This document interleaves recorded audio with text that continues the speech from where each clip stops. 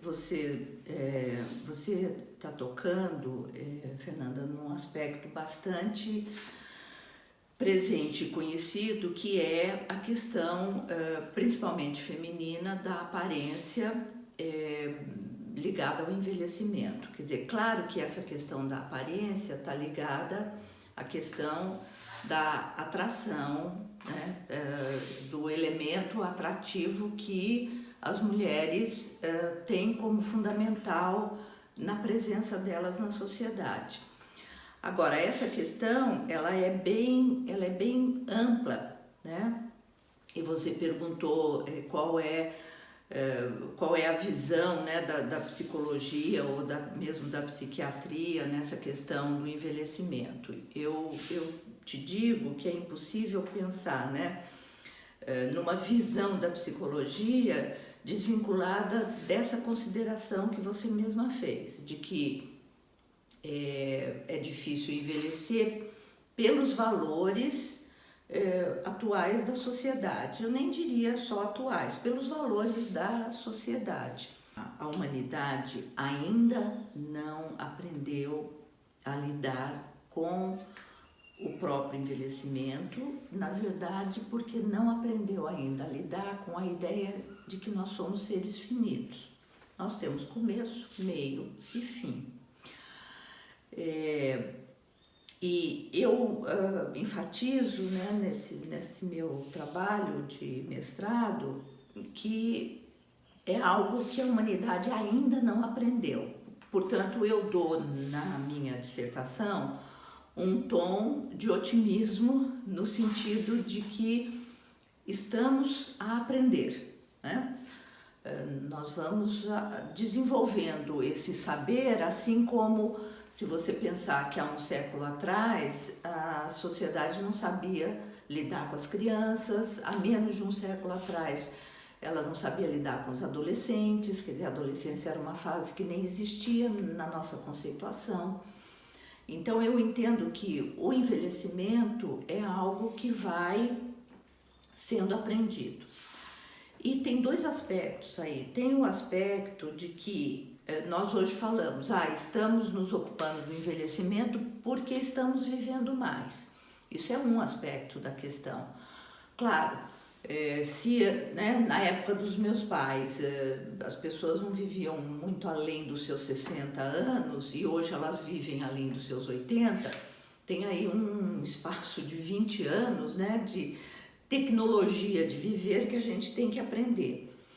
Mas eu vejo um pouco além disso essa questão. Essa questão também não é só aprender agora a lidar com pessoa quando temos 80 anos, é aprender a lidar com o fato de que, mesmo vivendo até os 120, ainda assim vai ser uma história que é começo, meio e fim, né?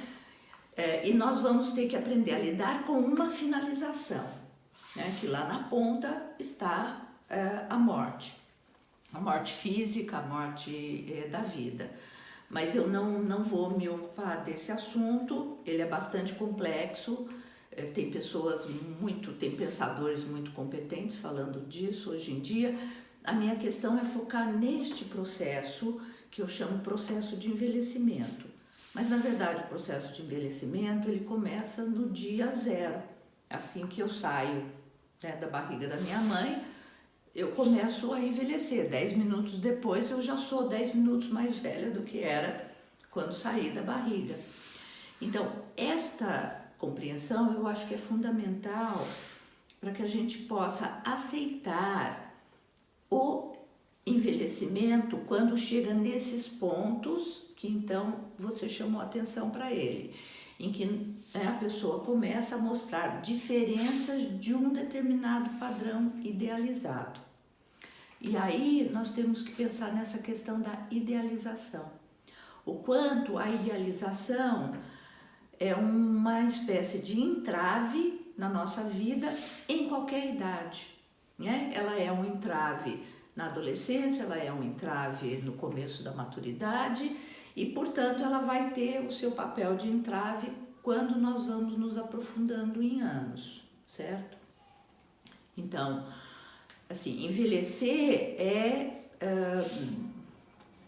quer dizer, é definitivo, quer dizer, não tem como você não envelhecer. Agora, envelhecer não é ficar doente, né? Eu penso que grande parte dos nossos adoecimentos, depois de uma certa idade, tem a ver com a forma, primeiro, com as idealizações. Quando nós passamos a não corresponder a uma idealização, nós adoecemos, né, de sofrimento, de infelicidade, de abandono. Tem a ver com as crenças, não é, que a gente vai assimilando e tendo como definitivas, obrigatórias e certas que vai acontecer, não é? Quer dizer, então eu acredito que com 70 anos eu me torno incapaz. Pronto, isso define que aos 70 anos eu vou ficar incapaz. E veja, não estou dizendo que o mecanismo é só esse, porque biologicamente vários processos começam a acontecer. Então é um fato, força física decresce, capacidades visuais, auditivas, quer dizer, existe uma série de processos biológicos que vão se alterando. Agora, eu posso conviver com a alteração sem transformar isso numa patologia, né? Então, a ideia do meu trabalho é focalizar nesse aspecto. Como passar pelo processo de envelhecimento sem tentar garantir a eterna juventude para mim, né? Sem tentar fazer pose de 18 anos, sem ficar aprisionada na crença de que se eu não tenho mais 18 anos, agora a minha vida é só infelicidade.